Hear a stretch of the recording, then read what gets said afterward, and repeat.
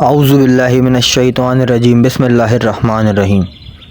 حج کے مہینے تو اب سب کو معلوم ہیں، شوال، ذی-القعدہ، ذی الحج۔ بس جو شخص ان مہینوں میں اپنے اوپر حج لازم کر لے تو احرام سے آخر حج تک نہ عورت کے پاس جائے، نہ کوئی اور گناہ کرے، اور نہ جھگڑے، اور نیکی کا کوئی سا بھی کام کرو تو خدا اس کو خوب جانتا ہے۔ اور راستے کے لیے زادرہ مہینہ کرو، اور سب سے بہتر زادرہ پرہیزگاری ہے۔ اور اے عقل مندو، مجھ سے ڈرتے رہو، اور اس میں کوئی الزام نہیں ہے کہ حج کے ساتھ تم اپنے پروردگار کے فضل، نفع، تجارت کی خواہش کرو، اور پھر جب تم عرفات سے چل کھڑے ہو تو مشعرہ کوہرام کے پاس خدا کا ذکر کرو اور اس کی یاد بھی کرو، تو جس طرح تمہیں بتایا ہے، اگرچہ تم اس سے پہلے تو گمراہوں سے تھے، پھر جہاں سے لوگ چل کھڑے ہوں وہیں سے تم بھی چل کھڑے ہو، اور خدا سے مغفرت کی دعا مانگو، بے شک خدا بڑا بخشنے والا مہربان ہے۔ پھر جب تم ارکان حج بجا لا چکو تو تم اس طرح ذکر خدا کرو جس طرح تم اپنے باپ داداؤں کا ذکر کرتے ہو، بلکہ اس سے بڑھ کے۔ پھر بعض لوگ ایسے ہیں جو کہتے ہیں، اے میرے پروردگار، ہم کو جو دینا ہے دنیا ہی میں دے دے، حالانکہ پھر آخرت میں ان کا کچھ حصہ نہیں۔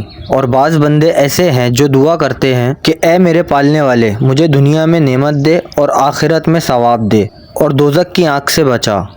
یہی وہ لوگ ہیں جن کے لیے اپنی کمائی کا حصہ چین ہے، اور خدا بہت جلد حساب لینے والا ہے۔ اور ان گنتی کے چند دنوں تک تو خدا کا ذکر کرو، پھر جو شخص جلدی کر بیٹھے اور مینا سے 2 ہی دن میں چل کھڑا ہو تو اس پر بھی گناہ نہیں ہے، اور جو تیسرے دن تک ٹھہرا رہے اس پر بھی کچھ گناہ نہیں، لیکن یہ رعایت اس کے واسطے ہے جو پرہیزگار ہو۔ اور خدا سے ڈرتے رہو، اور یہ یقین جانو کہ ایک دن تم سب کے سب اسی کی طرف قبروں سے اٹھائے جاؤ گے۔ اے رسول، بعض لوگ منافقین سے ایسے بھی ہیں جن کی چکنی چپڑی باتیں اس ذرا سی دنیاوی زندگی میں تمہیں بہت بھاتی ہیں، اور اپنی دلی محبت پر خدا کو گواہ مقرر کرتے ہیں، حالانکہ وہ تمہارے دشمنوں میں سب سے زیادہ جھگڑالو ہیں۔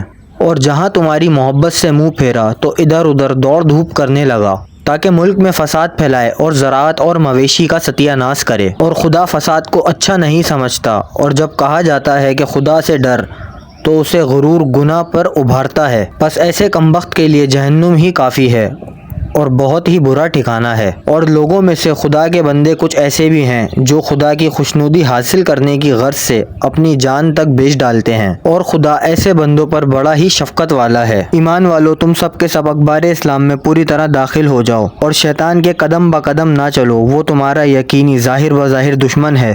پھر جب تمہارے پاس روشن دلیل آ چکے، اس کے بعد بھی ڈگمگا گئے، تو اچھی طرح سمجھ لو کہ خدا ہر طرح غالب اور تدبیر والا ہے۔ کیا وہ لوگ اسی کے منتظر ہیں کہ سفید ابر کے سائبانوں کی آڑ میں عذاب خدا اور عذاب کے فرشتے ان پر آ ہی جاویں اور سب جھگڑے چک ہی جاویں، حالانکہ آخر کل امور خدا ہی کی طرف رجوع کیے جاویں گے۔ اے رسول، بنی اسرائیل سے پوچھو کہ ہم نے ان کو کیسی کیسی روشن نشانیاں دیں، اور جب کسی شخص کے پاس خدا کی نعمت کتاب آ چکی اس کے بعد بھی اس کو بدل ڈالے تو بے شک خدا سخت عذاب والا ہے۔